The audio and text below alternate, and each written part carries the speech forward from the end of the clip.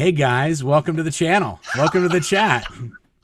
Hey Mike, thanks for being here. We're here with Mike Rinder and Aaron Smith-Levin, and we're going to chat tonight. Wow. We're going to talk about a bunch of things. You know what, Aaron? You were mentioning in that last chat we were over with Mike, and you brought up Jason Bennick. Was it you that brought up Jason Bennick, or was that Mike? That was me. Yeah. So Jason Bennick called in on a radio show that I did when my book came out. And he called in and he was saying a bunch of smack, like, "Oh, you're talking smack about the base. It was awesome, da da da da da." But Jason Bennick lives down in Clearwater now. That was that was Siri. Siri. Yeah, Mike, does it strike you as odd that Miscavige would let Jason Bennick live in Clearwater and muddy up the whole field down here? Telling everybody how close he was with Miscavige and how, he worked as his bodyguard. No, he didn't say that. Yes, he did. No, he didn't. Well, what's he going to do? Tell people he was CEO Golden Era Productions? No, he said I was Dave's bodyguard. Yes, he did. 100%. That's what he would tell everybody within like 5 minutes of arriving to a party. Hi, I'm Jason Bennick. I was David Miscavige's bodyguard. Jason, I don't know. I don't know. Jason Bennick has a Wikipedia page where we can look up his height, but I'm sure he is about the same as Dave. I was going to say, like, he might be a half-inch taller than Dave on a good day, but he's not being Dave's bodyguard. That's that's not a thing. I didn't know that. He actually was. No, you're not joking, Aaron. I'm not joking. You heard those words come out of his mouth. Yes. The last thing that I mean, maybe in the early days, he was like doing something for Dave. He used to be in the corporate liaison office, right, Mike? Jason Bennick, before he was busted into Golden Era Productions. Yep.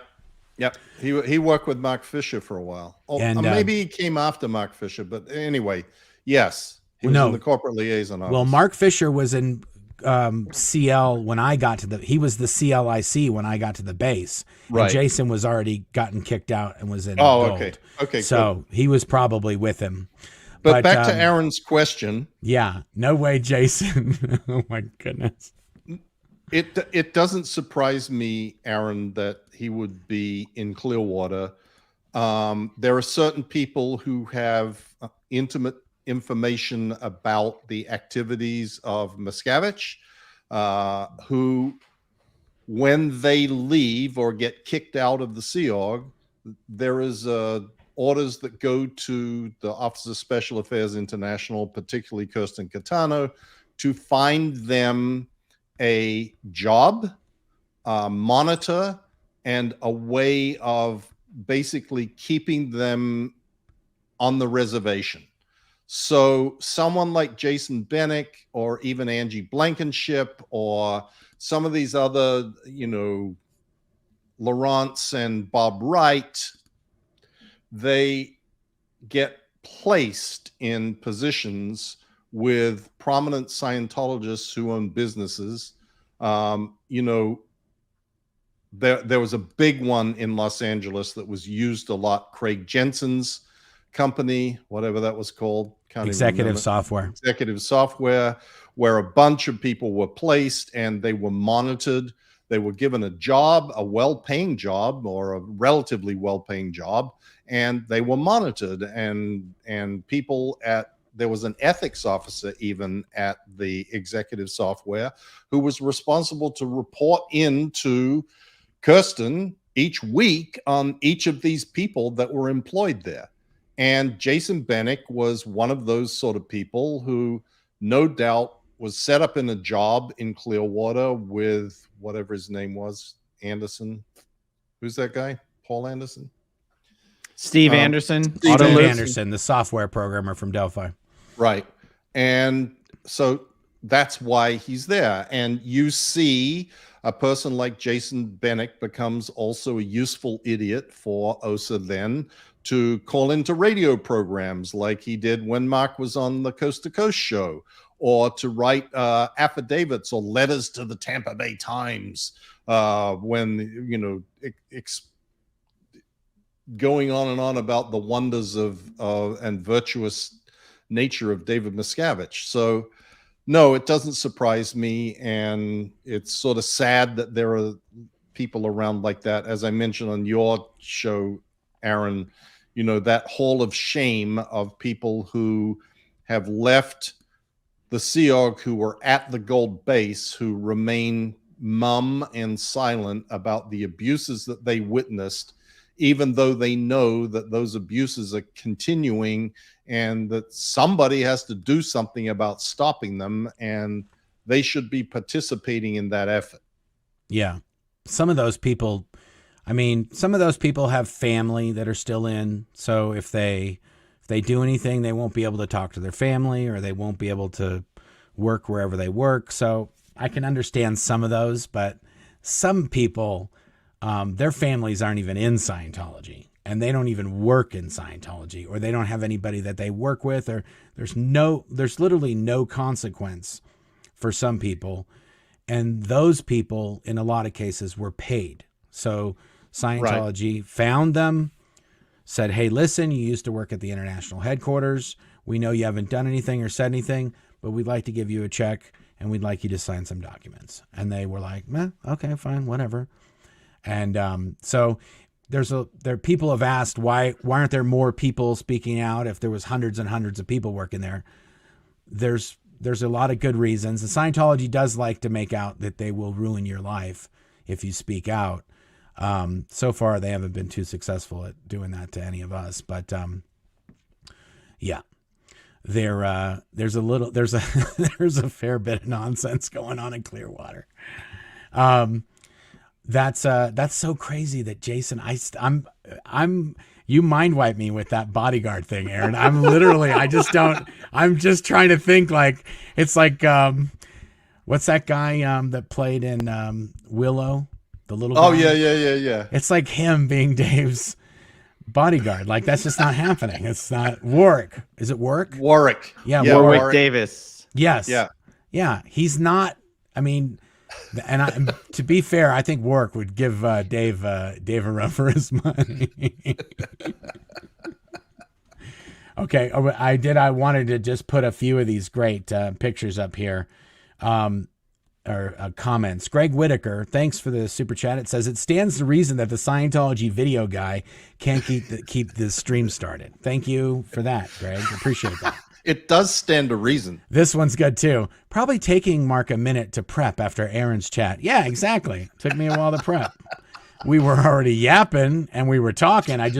As if everybody was hearing us. There's a little button that says go live here, and I thought that is a great idea. We're going to go live. Mark, do you know what's so funny thinking back on it? When me and Mike jumped over to your chat from ours, I thought you were already live, and then you started, like, we were chatting, and then I was like, and then you started your intro. And I'm like, you mean we're not even live yet? Yeah, you did say that. Yeah, and I thought. And then you played the intro, and we were still not live. Yeah. Then we talked for like 15 minutes, and we were still not live. Yeah. And then I go, someone says, hey, there's a problem here with you guys. What's happening? Yeah, they go, no, the comment was, do they know there's something wrong with the stream? Yeah, no, we're good. We're good, folks. We were just chatting. You guys just didn't get to listen to it. That's all. That's actually how we kind of got to doing these, is Aaron and Mike and I would be hanging out. We'd just be yapping. And one time I was like, this is what we should put on the videos. Like, you know, we're always trying to figure out what the next Aftermath show could be or what the next podcast could be. And it's like, it should just be us yapping. That's what it should be, because that's where the best stories are. I'm trying to think of another good story that we were talking about, Aaron. We talked about the Hulkster. We talked about Angie.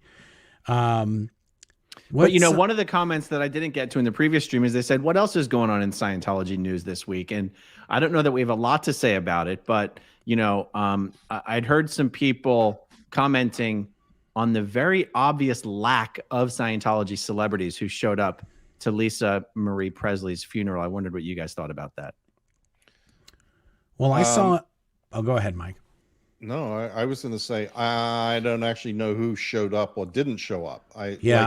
I saw a thing they were going to do something at Graceland. Like, is that what you're talking about, Aaron? Where they did like a special whatever service the heck, at Graceland? something was televised. I mean, I don't watch TV, but something was going around on YouTube of a big ceremony. It was at Graceland. Assumed it was the one and only funeral for her. I didn't realize were there multiple. No, they have at Graceland they have Elvis is buried there. I think Lisa Marie's son is buried there, Benjamin. And then she was going to be buried there as well, next to them. And I think that they were talking about they were going to do a ceremony. I think it was today. And she had just been there a few weeks ago or a few days ago because it was Elvis's birthday. And they had a big thing for that. And she was telling everybody how much she appreciated them and everything. And then, a few days later. Yeah, no, I'm definitely talking about whatever ceremony they held at Graceland. The cameras have not shown any Scientology celebrities there. Now, I wonder if they would, though. Yeah. Well, I also wonder if that was the only ceremony. I mean, it would not surprise me if there was a private ceremony with family and close friends. Like the celebrity who would make an appearance at Lisa Marie's funeral is John Travolta. They were very close. And if he didn't make an appearance at that thing, I guarantee you there was some other private affair with Priscilla and the family and JT and his kids, and that it was a much more intimate, not broadcast. I mean, if I was some, well-known celebrity that was a friend of Lisa Marie's, I wouldn't show up to a thing like that either. I would feel like it was like kind of inappropriate to attract attention. Like Mike, did you see who was there though? Did you see who was there? No, I have no idea. Axl Rose performed. Yeah, well, shit, that was her best friend. But that's what I'm saying. You said if you were a big time celebrity, you wouldn't go. Well, he performed. I wouldn't go just to be seen there. But I see. I don't really know. I see. I'm just speculating. I didn't even know that Axl Rose was there. Billy Corgan performed as well. Those Billy, guys. I think Billy was her friend as well. Yes, they were. Okay. Both. So, but I guess what I'm saying is this was at least a legit funeral, not just for the cameras, legit stuff. But I'll tell you, if they had a private ceremony, it wasn't all Scientologists invited, that's for sure, because not one word has leaked out in any of these Scientology forums or Facebook groups or anything about Scientology doing anything to memorialize Lisa Marie's passing. Okay.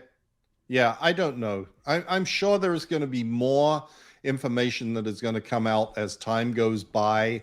It is not entirely appropriate to be saying anything about anything that may be a little, shady or controversial at this point. And I suspect that there will be more that comes. Yeah, I agree. Okay, this is a question somebody asked. I think it's a great one. And it is, do OT8s actually believe that they have superpowers? I think it's a good topic. I'll find it. But do you know anybody do you know any OTs, Aaron, that will be? I have a really good story. So I want to hear it from you though. OTs do definitely believe they can telepathically communicate with people or influence things at a distance. 100%. Yeah, absolutely. They also believe that they can cause things to happen in their world that it's so funny to see. Like, I had one of these things on my blog recently of this person that said, "Oh, big OT phenomena, major win. I traveled all the way to Italy to see an old friend, and I was supposed to meet him. And in a city that has 1 million tourists in it, when I arrived in Venice, or wherever it was, Florence or wherever, I realized I had forgotten to bring his address and phone number. Okay, now that's pretty OT. Yeah, forget to bring the address and phone number. Friend, or not be able to remember it. Yeah, or just not be able to look on your phone and go like, "Oh, Bill, that's where he lives. He lives on the 25th." And oh my God, I managed to meet up with him anyway. That is the power of OT. And this sort of nuttiness is what these people do believe. They believe that crap. They believe that this is some incredible power that they have gotten that allowed them to find a parking space when they went to Vaughn's. I mean, in LA, almost all OT powers revolve around cars, finding parking spaces, not getting tickets, not getting into accidents.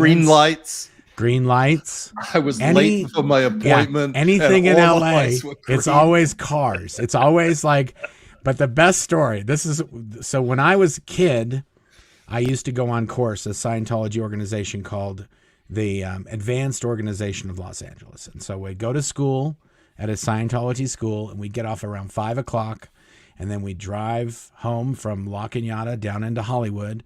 And then I think course started at 7 o'clock. And from 7 to, I want to say 10, I think there's like a break in there somewhere, but from 7 to 10, we were on course. And there was never any parking. Now it's L. Ron Hubbard Way, and it's all cobblestones or brick pavers, and it's all, there's no parking anywhere on either side of the streets, and they have this giant parking lot. Well, in the 80s, there was parking up and down all those streets, and there were meters, a lot of meters all over the place as well. And the best thing was LA County, they really had honed into Scientology in their schedules. And what would happen is people would park really quick and then they'd run to course. So they'd park like at 6:58, park their car and then run into course. And the meter maids would just drive around the block and give all these people tickets. And they couldn't put enough quarters in the meters for them to be the right time or whatever would happen. But there was a meter maid going around giving people tickets, and there was a Scientologist that used to walk around and put quarters in any of the meters that didn't have money in them, and he would put it in there. And if you saw the guy, you give him $1 or something like that, because he was saving people from tickets. Anyway, he ran out of quarters, and the meter maid was going to give this person a ticket, but the meter maid had to drive down the block. And this is the guy telling the story, the guy that would put the quarter in. He goes, "I postulated a theta potata in her tailpipe. And so when the meter maid went to go move her car, it just stalled. It died." And he goes, "I postulated a theta potata in her tailpipe. And that's why she wasn't able to give any tickets." And I will never forget this story, because I was a kid, and I heard this guy telling the story, and I'm like, the fuck is a theta potato? But yeah, that's a OT. Mark's like, how can I get a theta pizza? Yeah, exactly. That's exactly what I want to know. Theta potato? How about a theta Big Mac? I like stories where people say they stopped time and you realize you really just looked at your watch and saw the wrong time. I had an appointment at 1 o'clock, and I looked down at my watch and I was like, oh my God, it's 12:55. So I got in my car and I drove the normally 30 minutes to my appointment, and I got there just as the clock was striking 1, and you're like, he literally thinks he stopped time. Yeah. Literally thinks he stopped time. Or the accidents, or they say, "I had to get to the hospital. My wife was having a baby, and the light turned green right before I got there." And it's like, oh, you're like, okay. You're really? like, why weren't you with your wife at the hospital already? Yeah. Or like, I was scrubbing dumpsters with a toothbrush, but the OT powers got me to the hospital. Yeah. OT powers. Yeah. So, Danonymous. Yes, they really do think and that's just, we're just joking around laying out some stuff, but there's been a lot more people that But funny, like I remember sitting there and my buddy was like OT5 or whatever, and we're having a conversation, and all of a sudden he just goes, "Oh yeah, hi." That was his father's like across the country. He's like, "Oh, my father was just saying hi." Right? Oh my gosh. Or how about all the Scientologists who think they telepathically talk to animals? Okay, are you ready? I'm going to tell you the best one ever. Whenever there's going to be an event in Florida, we would do like March 13th, or we do these different events there. And sometimes there'd be storms. And if there was going to be a storm or there's going to be a hurricane, somebody, I don't know who in the Sea Org is the person who does this, but somebody gets the word out to the OT committee that they need to postulate that the storm moves, like moves north or moves south or whatever. And whenever the storm would move, it would always be like, well, good thing we've got the OT ambassadors to move those storms. Haven't you heard of this, Aaron? Where they move the 100%. But because we're on the bay, storms are always veering away from us at the last minute. But it's the OTs. Mark, they put it on Facebook. They don't say that on Facebook. Yes, they do. They say this is happening still today. Yes. Oh yeah. Mark, well, when last hurricane was coming. Yeah. No, I thought this was like a '90s thing. No. They're still postulating the storms away. All the flag OTs need to postulate that this storm does not hit flag. Oh, that's why we're getting all the snow here in Colorado. We got nobody to postulate. and the storm did not. It missed us, thank God. It missed us at the last second. Yes. So what happens? So basically, what I want to know is who's getting strung up if it hits. Like, hey, OT ambassadors, you need to pay for damages. You guys didn't divert this. Well, what I want to know is why didn't they get on the ball earlier so that it goes up the East Coast? Right. Like, oh yeah, why does it have to cross over? Why did we get have it to be in before any it even danger hits at all? landfall? Yeah. Right. Why don't they just handle the weather entirely? Just get rid of hurricanes. Yeah. You know, this is a good point, Mike. You bring up good points. I think you should email those guys. Let them know.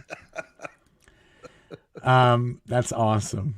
Oh my goodness. OT powers. As soon as I thought that, I was like, oh, I'm going to get to tell my Theta Potato story. I've been waiting 20 years. Here's another one. Gentlemen, since all of you are married to ex-Scientologists that you met while in the service of LRH, there is one question your devoted supporters need completely honesty on. Which of you went out too deep? I'll say I. But Mike, in your book, don't you tell the story? You got married as a solution to having gone. Yeah, that's with Kathy. Right. But then I also went out 2D. You know, sex before marriage is out 2D. Right. Oh wow. See, So at the end base, sex before marriage with Christy too, because I couldn't get married. Goodness. Oh my goodness. Block your ears. Oh my goodness. No, I never got busted for that. Well, no. The question wasn't if you it. never got busted. I love how Aaron, you Mr. caught that. Lawyer. You saw that. Oh, I never got busted. Lawyer. Yeah, I never got busted either, Aaron, but it happened. Okay. In the Sea Org?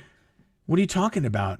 That's the thing another thing that planted the seed is that Claire was in RTC. She got sec checked in RTC. She became a RTC rep. She went to become the internal exec RTC, which is like basically the person who's in charge of her internally of RTC while Dave does everything else. And it never came up. And I was like, oh my this goodness. girl's a stone cold savage because she's she's getting the real deal and she ain't ratting me out. I mean, she did write some knowledge reports on me here and there over the years. So she was playing the game pretty good. Like she wasn't totally stone cold, but yeah, she was. So you stone guys cold. had played hide the salami before you got married, and it never came up the whole rest of the time you guys were in the Sea Org. It hasn't come up until just now, Aaron. This is the first time it's ever come up. People at PAC I'd seen people at PAC get RPF'd for years after being married, getting off the overt of having gone out 2D before they got married and sent to the RPF retroactively. Oh, yeah. There was a girl before Claire. There was another girl that I had some relations with. And we both went on leave at the same time. And my mom used to live in Los Angeles. So we went down to Los Angeles and she was going to go catch a plane or do something the next day. And so was I. Well, we just both stayed at my mom's house. And we got up to a bunch of nonsense. And then my sister was working in Los Angeles and she came home. And as soon as I heard the door jiggle, we were both asleep in a bed. Like I had fallen asleep.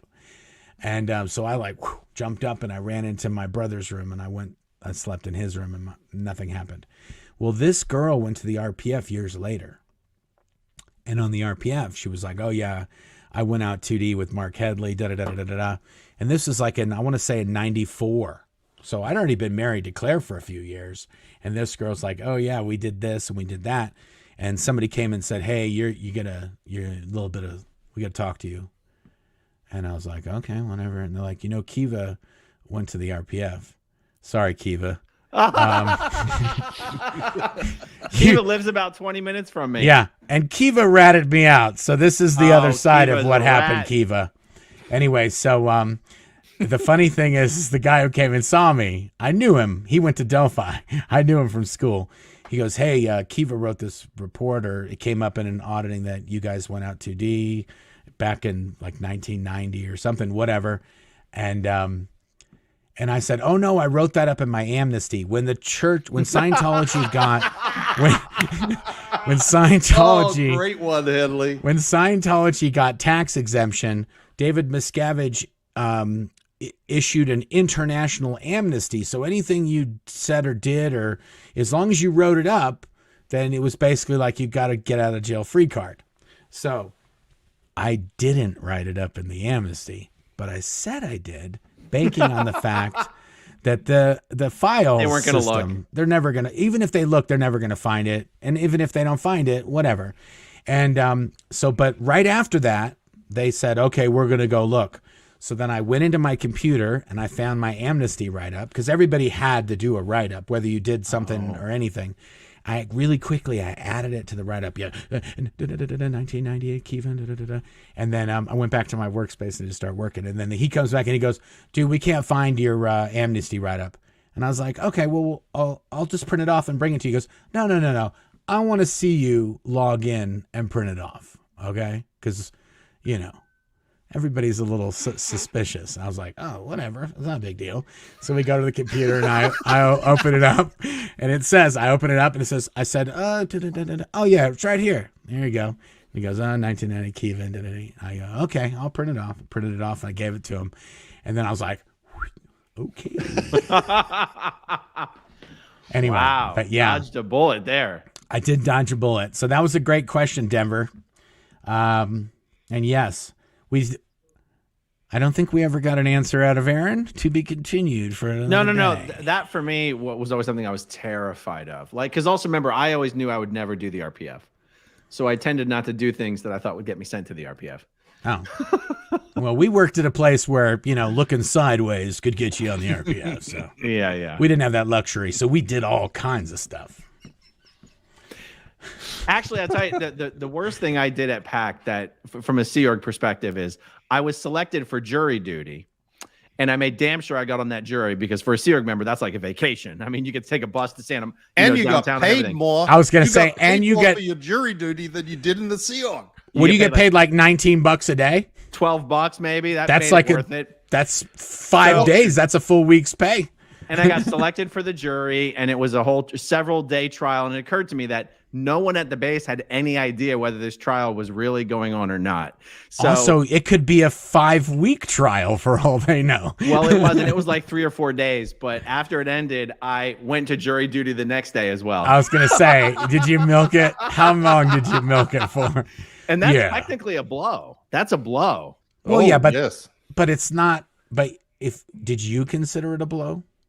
Yes, this was when I was on my way out. 100%. Yes. Oh my goodness, that's awesome. So you actually, because I've never heard of anybody doing jury duty, because they always just, the legal department fills it out and says, my employer doesn't pay for transport and doesn't pay me if I leave, and no one ever gets I was selected. sitting there like, I'm going to be the best juror ever. I even said I worked for Scientology in somewhere in the questions. And I got picked. No, it was great. I loved it. It was a great experience. I would do it again. Was it downtown LA or where was it? It was downtown. And how'd you get there? I think I had a car at this point. I had a car. Me and Heather had a car. Her dad had gotten us a little Mazda Miata. Wow. Talk about baller in LA over here. Car, jury convertible too. Yep. Getting checks for $12 from the state. Yeah. Rolling in it. In it. Man. That's wild. Okay. It says Mark probably has the original super chat start on his end. I guarantee you I do not.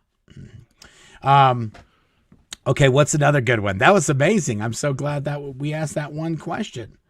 What are some other fun stories that you have, Aaron?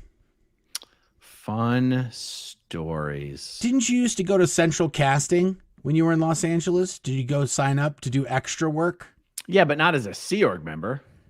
Okay, but did anybody know you were in Scientology, or did that ever come up? Didn't you get mixed up with some Scientologists once? Well, the first job that I ever got from Central Casting after signing up was a John Travolta movie, The General's Daughter.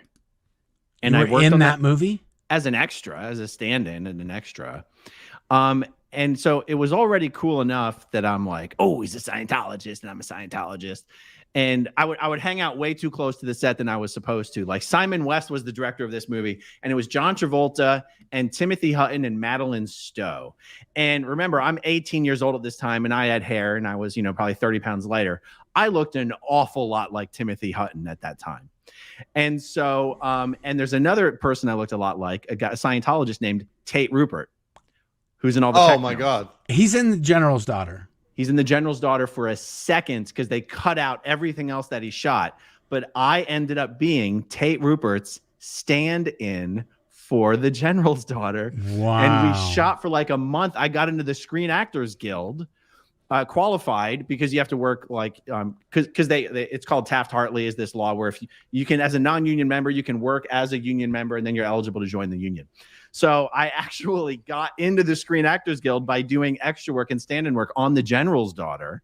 But I got to do a whole bunch of stuff. I got to work on Man on the Moon with Jim Carrey. A bunch of those sort of teenage movies. The episode of the Power Rangers. I was like, for a second, me and my brother played twins on an episode of Sabrina the Teenage Witch where she found out she had a twin. So Melissa Joan Hart plays herself and herself. A whole lot of fun stuff, but never anything that actually had any lines, just like extra work and background work. But it's fun. It's a lot of fun. Wow. Yeah. That's crazy. Yeah, we used to shoot with Tate. We used to shoot with Tate all the time at the Imp Base. Oh, Tate, he was in all the films. Actually, it's funny. As soon as he came out of his trailer, and I'm like, you're the guy in all the tech films. And he goes, oh, you're a Scientologist. It's so good to have other uptone people on set. That sounds like him. And I thought, how theedy-weedy. Uptone people? A little theta potato. I was at a PF Chang's in Burbank with a whole bunch of ex-Scientology people, ex-Sea Org members. Yeah. And Tate and some other guy were just shit-faced at the bar. Just shit-faced. And I went up to him and I was like, Tate, what's up? Because I used to be the first assistant director when we shoot all the internal training films. And he's like, oh, hey, man, da-da-da-da-da. And I started talking to him about Jason Begay.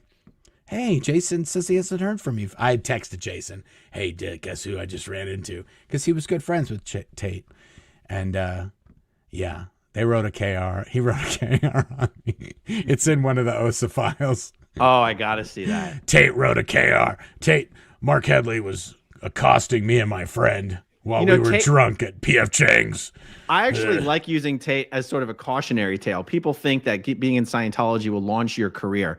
Travolta has put Tate in as many Travolta movies as he could possibly justify sticking his friend into, and Tate's career has gone nowhere and done nothing. He was eating slop with Barry Pepper in Battlefield Earth. Him and Jim Meskimen were dressed in rags, eating rat slop. They were? Oh yeah, they're in dude. That thing? Oh yes, Jim Meskimen, Tate Rupert. I can't think. Tate's in Swordfish. For a second, as the bus is crashing into the building, Tate's like, ah! Yeah. Yeah. That's a rough. Yeah, Jim Meskimen's like that too. Jim Meskimen was on America's Got Talent when Howard Stern was hosting it, being one of the judges, whatever.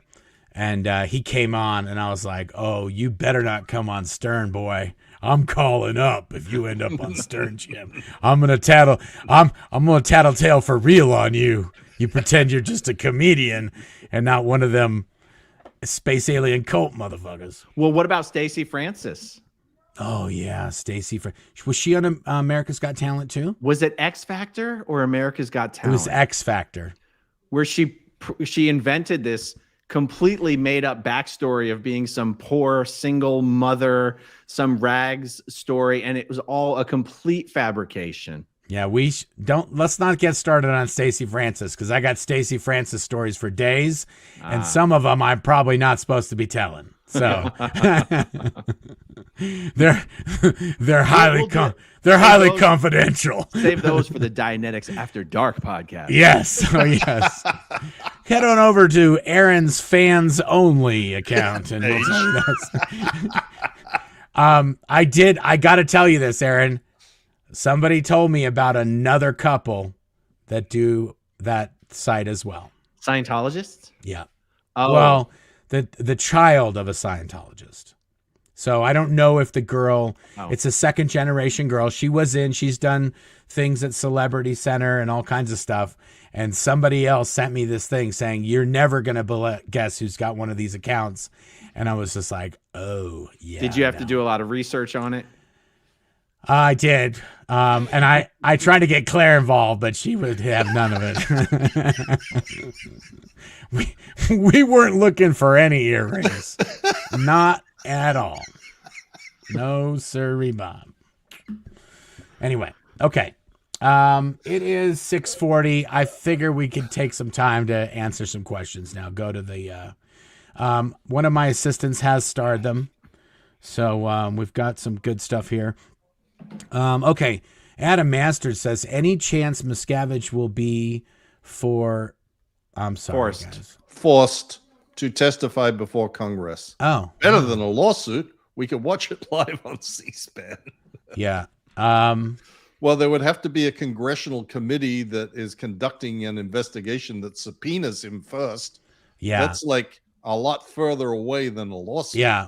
Let's work on getting some of them in jail, and then we can work up to congressional activities. I was asking for a picture, or I did a podcast. I did a video last week about how Scientology pay off the police and how they're hiring all these law enforcement for private security and all this stuff. And I was mentioning how if you wanted to, I guarantee you could find a picture of that Lee Baca dude with David Miscavige, probably in 5 different places. And somebody got me a shot, and not only it had Lee Baca and Dave Miscavige up close shaking hands, and Karen Bass was in the background of the two of them. And I was like, oh my God. Talk about this is what I'm talking about right here. Because I was saying they get in with the politicians and they get in with the law enforcement, and they kind of go hand in hand, because the politicians want to seem law enforcement friendly, and then also Scientology wants to be like, oh no, we're not committing crimes, we're best friends with police. But it was funny to see Karen Bass in there and how she's turned around. And I think Lee Baca, is he in prison or? Yes. Yeah. So he is in prison for being corrupt. So that was a good one. Okay. Mark, what was it? Oh, Anthony Spurgeon. Mark, what was it like doing Book and Bottle with TC? It was boring. And when he was auditing me, I fell asleep. So not a lot of people know that. But if you are auditing someone and they fall asleep, that means you're a horrible auditor. So, yeah, that happened. Okay, here we go. Mark, I ended up with an extra bauble with my book order. I had received before I ordered the book, and another came with the book. Send an email to the admin address to try and get it back to you. Let me know. It's all good. We had, unfortunately, I was promoting the bobbleheads. Aaron was promoting the bobbleheads, and we got a ton of Mike book orders and a ton of bobblehead orders. And I'm sorry, an extra bobblehead ended up getting out to you. Keep it. Yeah, you got an extra one. It cost us more to send it back, so have fun with it. Take lots of pictures. I do have a video coming this week. There's some people. Some of you out there over the top. Some of you people out there have a lot of time on your hands. I've got a bobblehead that's wearing a babushka in a snowstorm. I've got one eating tacos. I've got another one that looks like a guardian angel, another one that looks like a king, a Superman. I've got a whole bunch to show you guys. So if I ever get around to getting this next video out, we'll show that. But it's a lot of good ones. Got a match. How do ex-Scientologists have such good recall memory? The details you all remember, names, dates, is so impressive. I think Jeffrey Augustine may have discussed this before. Is this because of the intense bubble? Jess Sydney. I'll let you answer that one, Mike, because you really do have a lot of information about a lot of things. Wait, you're the one that knows everybody's name. Okay. So I mean, I have an answer. The answer is that, though, when you know something so intimately, it's easy to remember things in relation to other things. So, like, you'll remember someone because their post was this thing, and their wife was this, and their wife's post was this. When you know something so intimately, it's easy to remember things because you always know where it fits in relation to other things. That's how I remember. I'll remember someone's post, but I don't remember things that didn't involve me. I don't remember, no matter how much I study of like the Scientology goings on before my time, I can never remember the names and the dates and everything because I don't have perspective on it. I don't have anything to compare it to. Yeah. Sometimes I remember things, and then I remember the way Dave told me what happened.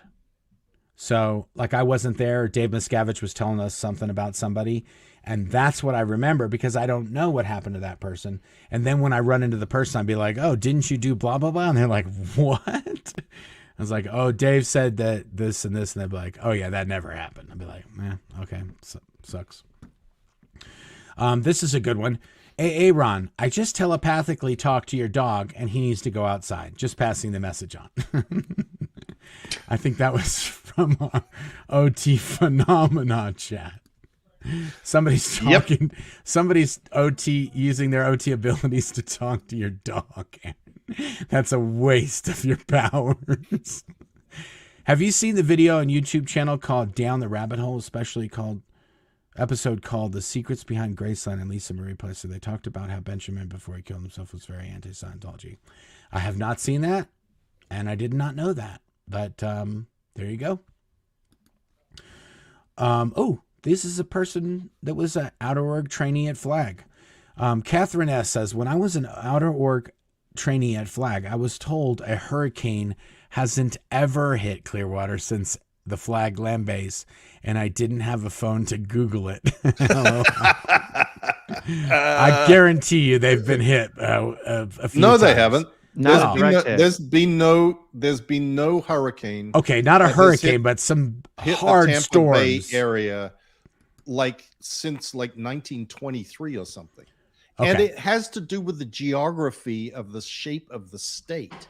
Yeah. And whatever. Anyway. Yeah. I've been there in Florida once. I didn't have any news sources, so I just assumed we were in the middle of a hurricane.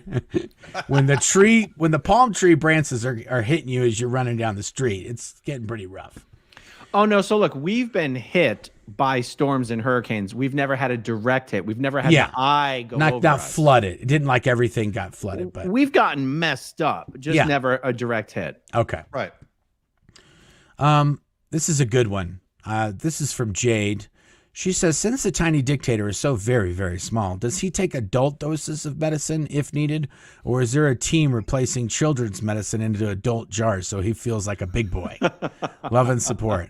I'm pretty sure that's what Shelly's job was. She was getting him little Peanuts Band-Aids and Snoopy Band-Aids and all that stuff. So she probably was the one moving the medicine, moving his little Flintstone chewables.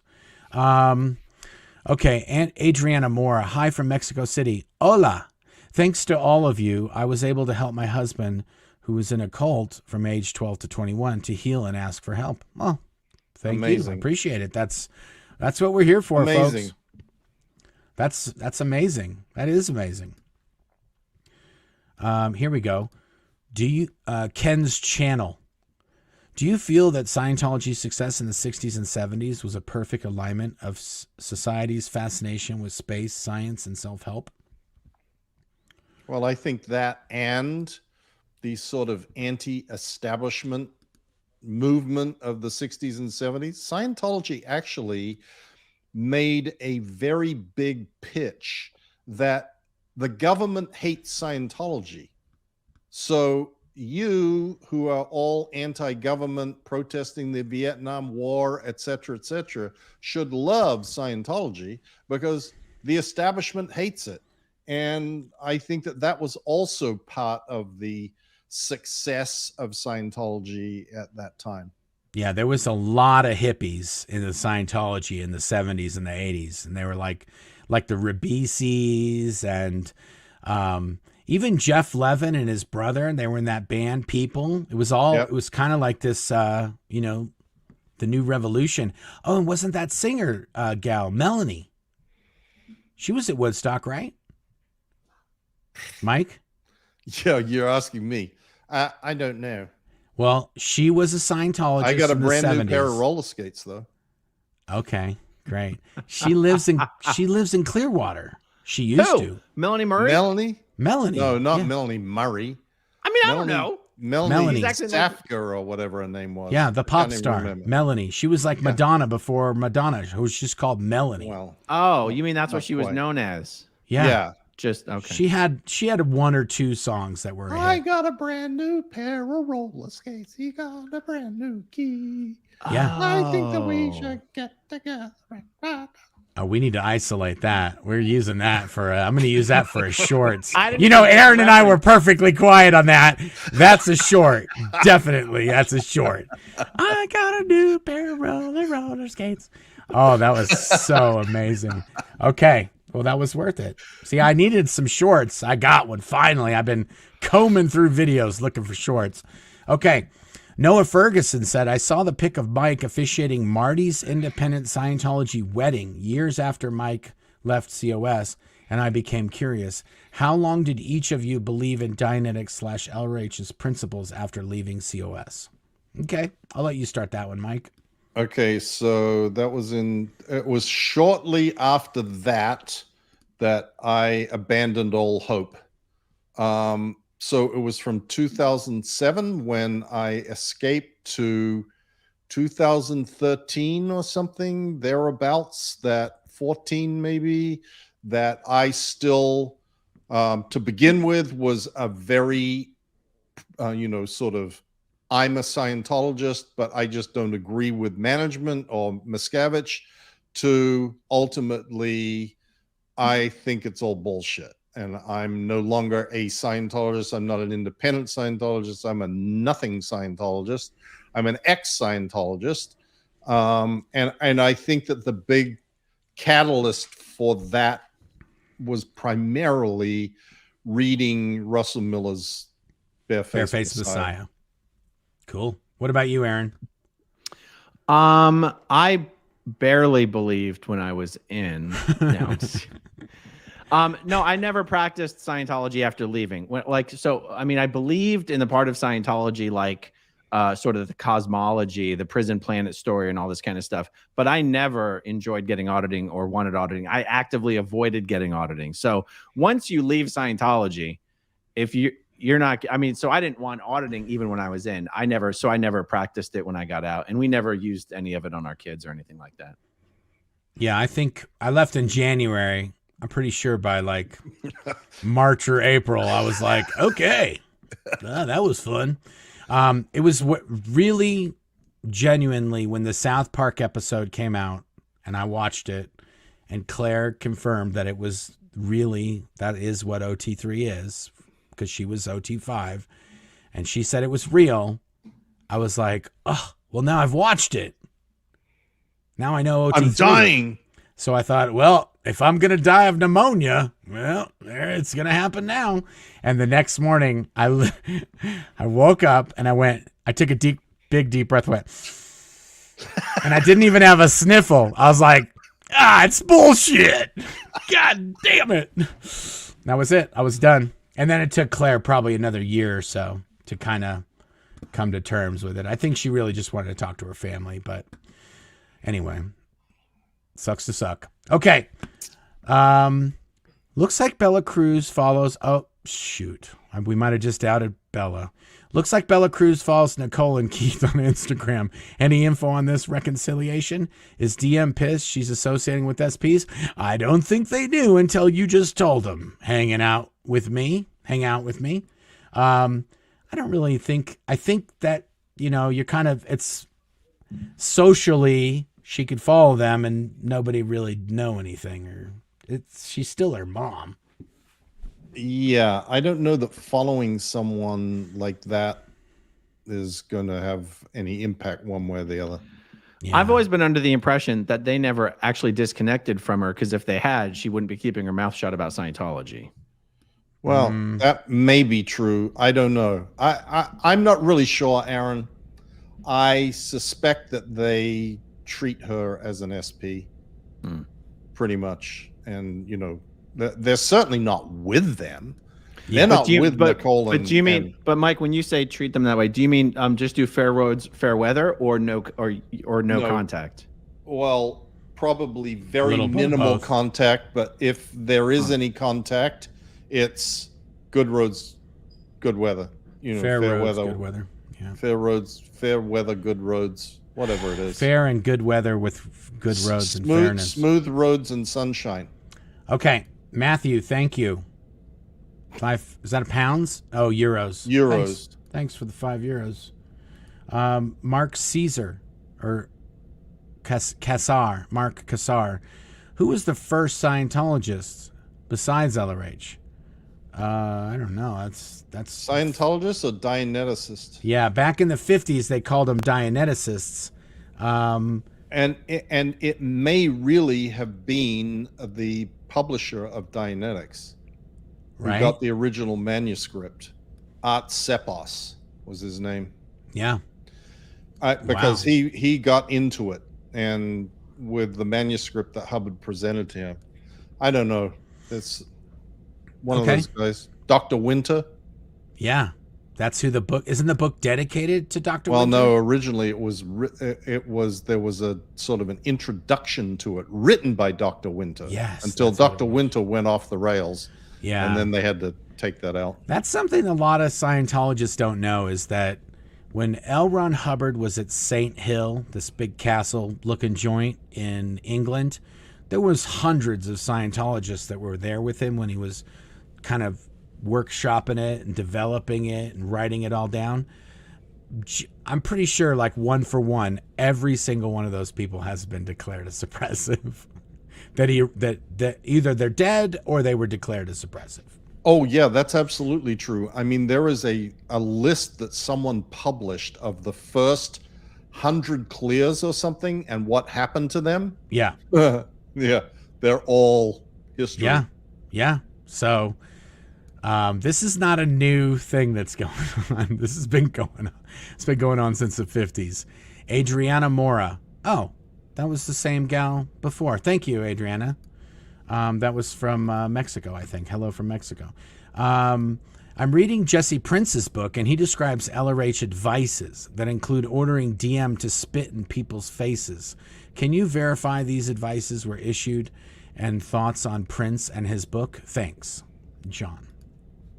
Yes, there was a specific advice to spit in the face of the guy who was in charge of SMI. Well, actually wasn't in charge of SMI. Roger Barnes was in charge of SMI at that point, but there was this SMI is Scientology Missions International. There was this evaluator, a little English guy called John, can't even remember his name, and they had come up with some plan of what they were going to do with the mission network, and that was reported to Hubbard, and Hubbard was rather incensed at the ideas that they came up with. I don't even remember what they were, and sent down a response and said, you know, people should be spitting in their faces. And that was taken literally, and a compliance report was sent back to Hubbard by Miscavige that he had spit in their faces. Which he did. Did he take a Polaroid of like a loogie on his face? I don't know. It with the compliance report? There may have been a photo or a video taken of it. Oh my goodness. John Axel was his name. John Axel. Axel. Yeah, yep. There's quite a few writings about that guy. That definitely happened. Wow. Okay, I didn't even know that. We had advices. That is really, the advices are a definite thing. And I didn't know this, but they have advices in Florida too. Some. But like he was writing to somebody in Florida, Hubbard was. Yeah. And so they had advices. Oh, there you go. Mike's Duke. Like, yeah, they had him. Duke. That was what he wrote to me as. Duke, that was your code name? That was your alias? Yep. Everybody has aliases too, Aaron, at the Ent base. Like I was Max. That was my alias, Max. I think it was from Mad Max. Okay. Finally ordered my mini mic and bracelet last week. Can't wait to get them. Thank you, Elizabeth. We appreciate it. Hopefully you like it. Can you please talk about Shelly's parents? I heard her mother unalived herself. Also, when the cameraman was caught looking at Shelly's chest, did Shelly get in trouble for pulling it in? No. I don't know about Shelly's mom, Flo. I know her dad, Barney, very well. And he wasn't doing very well when I got out in 2005. He was being like a roofer and a handyman, and he was doing odd jobs. And the saddest thing that he told me was that for his birthday and Christmas, Dave and Shelley would send him Scientology lectures. So, like, this guy needs rent money, not some fuddy-duddy babbling about shit on CDs. Anyway, it was a bummer. So I hooked him up as much as I could from my perspective. But he was definitely bitter about his massive L. Ron Hubbard lecture commercial collection and having to hustle to make money for food and rent. Can you please? Oh, I just did that one. Sorry about this, guys. I got no unstar here. Wow. Cat Ku Tog I Road. Cat Ku Tog I Road. Was there ever a time in the late 80s, early 90s where Miscavige had glimpses of being a reasonable person, or was he always a giant douche canoe? I don't know, Mike. Late 80s, early 90s. I think that's a little too late in his career. Yeah, when I got there in 1990, he was already like a douche canoe. He was a high-level douche canoe by the time I got there. So I don't know if he was warming up to people. I mean, I used to hear stories about. We used to hear this at the Ent base about they'd have these. They'd on Fridays they'd have staff meeting, and then somehow staff meeting would turn into a drinking party or contest, and people were allowed to drink beer and kind of let loose. And we never had that when I was there. There was people. I think that was an RTC. You think that was an RTC where they when were doing Vicky that? and Jesse were there? I don't think that was when Dave was in charge of RTC. Yeah. So when he got to the base, all the fun. He was the fun police. When he got to the base, all those stories were like, yeah, we used to do that before Dave was here. Right. Okay. Scheiße. Sorry. Can you two get me for cursing in German? Nope. Shikadikadoo. Mark and Mike, having worked with DM, would it be triggering to face him in court if he were criminally prosecuted and you were called as witnesses? Oh no, not at all. That would be amazing. That would be fun. He's not being now that when you're in Scientology, they hold all the cards, but you don't know that. So you think whatever they say you got to do. When you leave Scientology, you find out, no, you've got all the cards. They don't have any cards. So I don't think it'd be triggering to run into Dave. Okay, let's see. See if we got something for Aaron here. 3 more, Mark, then I got to run. Yeah, me too. Here's a good one. Your stream isn't on. Just sending in case you're talking. I didn't realize it. Thank you, Tyler. Appreciate that. Has anyone had PTSD reaction from watching Scientology in the aftermath? Like sick, completely exhausted. Jackson had me watch it. I did, and it was too close to home. I'm extra proud of Mike. I didn't get triggered by the aftermath or get stimulated. I don't know. I'm sure that some people are. I'm sure that there are people.